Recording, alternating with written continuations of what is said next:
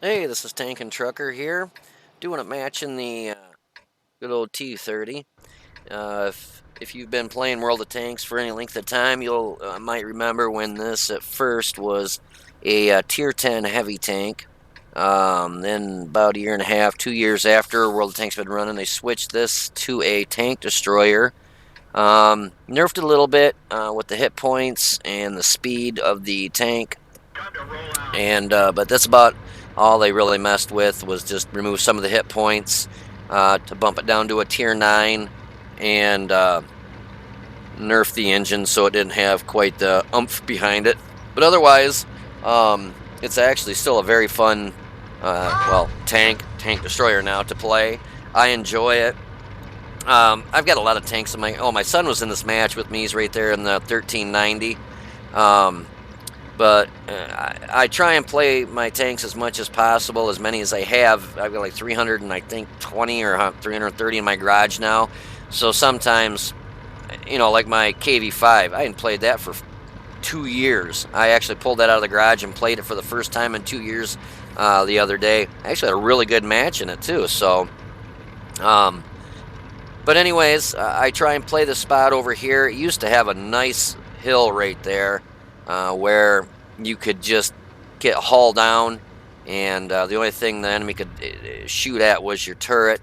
But they took some of the hill out. There is still a little bit of hill left there. There's just enough to where you can. And then my son, he's already down to 292 hit points, and that was my fault. I felt kind of bad. I told him to push up as far as he could to light him, and well, he pushed up a little too far, but it was kind of with my doing, so I felt really bad. So I told him, fall back, just try and stay back as the best you can, and just pop up and light him and pull back. Don't risk it. With that low hit points, it wouldn't take much more to die. Which he did. He started to stay back, and see he's behind me now, which I told him to stay back there and, try and hide out. I'm not having good shots here. I don't know if there was something in front of that. I believe it was a Tiger 2 or a E75 up there. I think it was a Tiger 2. Yeah. Tiger 2 up there must have been something in front of him that stopped my round, because that was a beautiful shot. And it looked like it just disappeared into the wind. I told my son, I said, hop up here behind me, use me as your, meat shield, and which you can see, they're taking shots at me versus him, which that's what I wanted. But then I said fall back, because now you can see, he's back over there. He's getting out of the way like I told him. I was going to try and get him to hide up in them bushes up there, but it's a good thing he didn't, because not sooner, right after that, there's a low and also a Type 62 right up there in the hill. So he ran right into them. It was a good thing that he said, "No, Dad, I'm falling back." It's one good thing I can say about my son. When he plays tanks with me, he does listen to me pretty well. There's sometimes he kind of does his own thing, but for the most part, he listens. But here we had a nice grouping. Our E100 lit up a whole bunch of them, so that's not a bad shot. 690. The average damage on this gun is 750. So I was a little disappointed that they didn't hit him for more. I mean, he's only got down to 27 hit points, but IS-3 got a good gun, BL-9. I'm like, no, I'm going to take him out. If no one's taken him out yet, he's gone. And sure enough, I get him and get him out of there. It's one less good gun they have on their team. My son takes advantage of that and pushes forward to try and light and get shots over in the middle there. The only problem is when he got over there, he got himself stuck in a little bit of a pickle. There's that low spot on the other side of the hill where he was, and he got in there, but then he couldn't get out, because every time he tried getting out, they were popping shots at him. So I thought, well, I'm going to head over here, because lo and behold, there's no one on the south side of our map. There's a Tiger 2 over there kind of that can light anything, but the problem is if they get a tank on our side of the tracks and they're up on the hill, we can be spotted. The guys on the enemy on the hill can see us and shoot us, but we can't see them to shoot them. Just because of the proxy spotting. And lo and behold, there is 1390 on the enemy team. He's he's getting pretty well annihilated. He's down to 35 hit points, but he's lighting us, and I wanted him gone. So got rid of him. So now, by this time, we shouldn't be able to be proxy spotted. If we were, we're probably blipped off the map. And my son's still stuck in that spot. And he's got some big... He's got an E5, a 268, and a 4202 sitting right in front of him. That he moves. It's just, anything he tries to get out of there, it's going to get him killed.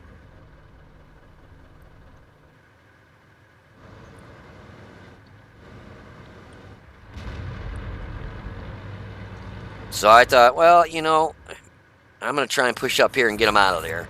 So I start pushing up a little bit. I know there's a 268 up in there. I'm just waiting for him to light. My nods come on. Nothing. Move forward a little bit more. Yep, and there he is. Beautiful side shot. I'm going to take it here in a second. And he moves. Oh, what a lucky guy. Because that, well, he still would have had a little bit of hit points left. But whoever hit him after mine bounced, it would have finished him off. My son got taken out there, unfortunately. He tried to get out when that 268 backed up. And I thought, well, crap. You know, here I got him stuck in that position. Now I'm going to take over where his spot and try and light center for him because, you know, the T-30 doesn't have good frontal armor, but it's got an awesome turret armor. So I could try and play a hull down where all they can get is shots at my turret. As long as they can't hit the commander's hatch, and they really can't hit it unless you're just sitting still, you know, not moving your turret around. You move your turret, kind of wiggle it, they have a heck of a time even getting shots to where they can do anything. So I roll on up here, knowing that there's a bunch of stuff there. There's a bat chat, and there's an E5 on the other side of the hill. And I take a clutch shot at the bat chat and completely miss it. So I back up, and then I get loading. With the load time on this, it's like 16 seconds. It's not a world record breaker for the load time, but with the amount of damage you do per hit, you know, 750 alpha, you know, it's well worth the wait. So now I got an E5 directly in front of me. I know that there's some TDs to the right of me. And my team just takes out the E5. The only one I really haven't spotted was not E4, I'm sorry, the IS4. I know he's somewhere, but I'm not seeing him. So, a little bit worried, but I figure, well, I'm going to push up, get over to this next hill. That way I can proxy, you know, get him lit, proxy spot for my team, see what I can get lit over there. And you know that bat chat's around. And the bat chat just got taken out by their base. There's still that TVP, and to my left there's the IS4. I'm bleeping on the map here in a second. And I'm looking, I don't know what I'm doing. There I am. I was typing, that's what I was doing. I said, I'm gonna light him, get ready, team. And well, that's when the IS4 hit me because I was typing. So I get one hit there, and he hits me again. Now I'm down to 303 hit points, and I'm not loaded, obviously. I'm in deep trouble here, so I'm gonna hit him. Boom. So I ended up knocking him up by just hitting him, which the T-30 doesn't have the best frontal armor, but it's still a heavy tank, and it's still got enough weight. And then, nice ammo rack down there on the 4202. He thought he was going to come over the hill there and, you know, try and take me out with 156 hit points left. I'd have done the same thing, but he probably thought I shot the IS-4 when actually I just rammed him to kill him. So my round was loaded by the time he came over. But now I got this 50-51 that I've got to deal with, and I'm like, this isn't going to go well. He's got 4 shots, and all I've got is 156 hit points. So I'm going to peek up, use my turret strength. He's not even looking at me. Get a really nice hit on him for 863. 750 average damage. I hit him for 863. I was real happy with that. But I'm still showing him as probably being right over there on the right. I'm going to pop over and shoot him again. So I'm getting ready, and I go over, and where's he at? Oh my God, he's to the left of me. I'm dead. And no, I'm not. He donks the shot into the dirt. So I know he's probably got at least two shots left in his magazine, unless he shot twice I didn't know about. So I'm risking it here, and he's not looking, and I was able to take him out. I don't know at first why he was looking in front of him, and then I thought, oh, hey, look at that Yag Tiger. He thought the Yag Tiger was going to pop over, and he was going to put some rounds into him. So with him looking over at him there, I was able to pop over and kill him. So that worked out really good in my favor, because if the Yag Tiger hadn't been coming over the hill, he probably would have put a shot right into my front and taken me out. But then the Yag Tiger probably would have popped over and killed him.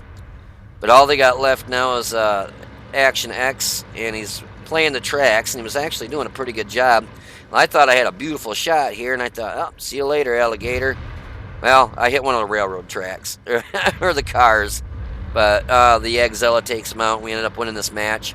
Went from losing it to catching up to actually beating them. So, yeah, I was pretty happy with that, and I really like the ammo rack on the 4202. He thought he was going to have an easy kill, thinking that I shot my gun at the IS-4, and I was still reloading. He popped over the hill, and I was already reloaded because all I did is I had rammed the IS-4 to kill him. So I had a shot all ready for him, and he popped over, and I ammo racked him, and yep, couldn't ask for a better situation to happen there.